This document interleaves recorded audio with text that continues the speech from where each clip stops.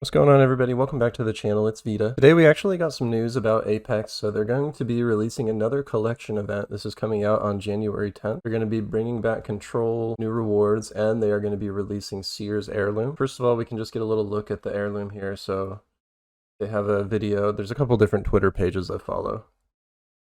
And of course, this is Twitter quality, so it's a little pixelated and stuff. But that looks pretty cool.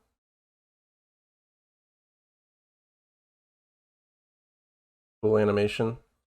And now I'm guessing that they're going to be releasing this for Seer because they probably plan to nerf him pretty soon. His pick rate has been skyrocketing, and there's been a lot of concerns about the scan meta in Apex Legends for a long time. So if we come over here, they've got all the patch notes and everything listed on this page. They did release a video showing the skins and stuff, so we'll watch that at the end. We got Control mode back, so that's going to be awesome. I really love Control. It's great for just practicing your gun skill. We're going to be getting Storm Point, Barometer, World's Edge, Lava Siphon, and Olympus Hammond Labs. These are all maps that we've had before in Control, so nothing really new. Some game mode updates, and I haven't read these yet, so we'll kind of just go over them. Join in progress extended further into the match. Matchmaking will try to fill empty player slots until one team has a score of 625, or there is a score difference of 300 between the teams. So I believe this is going to be, they're talking about Control here. Players that join a match in progress get some helpful boosts for their first spawn. Skip the first spawn wave, spawn with purple armor and helmet, and get a full ratings tier, purple weapon, and ultimate charge. You spawn in late and they hook you up with some purple armor and an ult. Added new end of match XP reward to Control. If a team is losing by a score of 62 or more, they skip spawn waves. That's actually going to be massive. Added distance indicator on the MRB in-world icon. I'm trying to think of what that is. I'm not too sure. Added time remaining indicator on the MRB spawn point map icon. Display a hint message when... Oh, it's a mobile respawn beacon. Okay.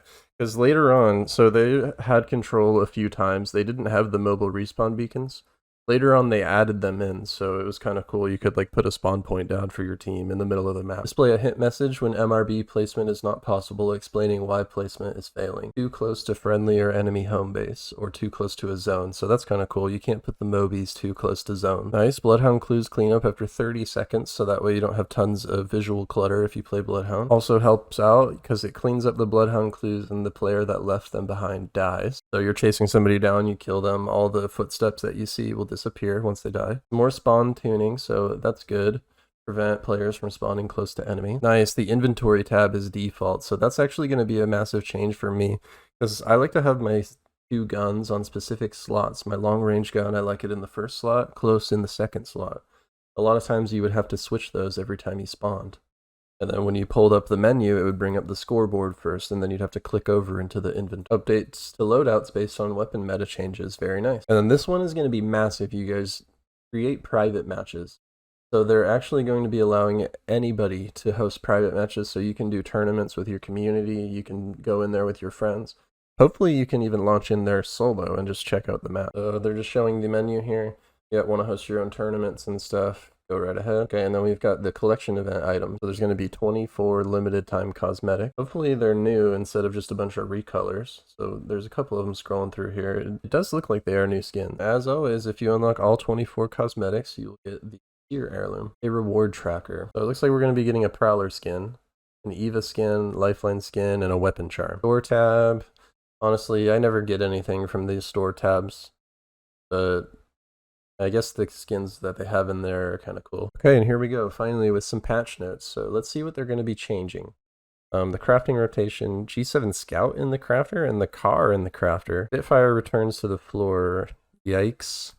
Peacekeeper returns to the floor. Very nice. Now we got 3 different shotgun options on the floor: Eva, Mastiff, and PK. Anvil receiver hop up. Limb damage multiplier reduced 0.75. That's unfortunate because I really love Anvil receivers. Flatline damage reduced to 39. R301 reduced to 32. Why are they nerfing this altogether? Because I never really even felt like I was getting owned by the anvils. I never died by an anvil and thought it was like super OP. It's a gold hop up and you hardly find it. G7 Scout damage reduced to 32 and going into the crafter, so the Scout's getting double nerfed. The Prowler damage increased to 15, was 14. This is actually going to be insane. So get ready for the Prowler meta because it's already very strong. This means if you hit a full burst and a couple of those shots are a headshot, it's going to do over 100 damage. Sentinel now requires 1 shield cell to energize. That is awesome. So in the past, you used to need gold armor to energize it with one shield cell. So I guess they're just trying to increase the use of the Sentinel, but this might actually end up being OP, I don't know. And they got a bunch of bug fixes. These I'm not too concerned about, really. So I'll just kind of scroll through them. I don't really want to read them all off. Except this one is actually awesome right here. Reduce the VFX of Caustic's gas flash. That's going to be huge, because it used to be like getting a hit by flashbang. Okay, and so it looks like that's all that they've got for us there. So I'm going to go back up here and we can watch this video together. Spellbound collection of it. See what they got for us. These skins are kind of cool, actually.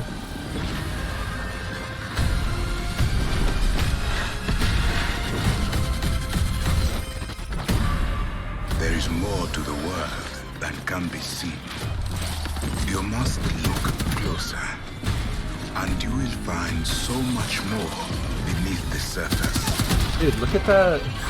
Look at that 2x sight. What is up with that? Hold on. What was that? Beneath the surface.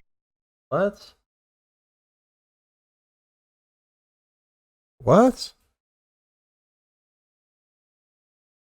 Thank God that the sights aren't like this. That would be terrible. You couldn't see anything. Truth is coming, and I won't be stopped. You're long off the grid now. You can't forget this face. Look at it. Bloodshed is bloodshed.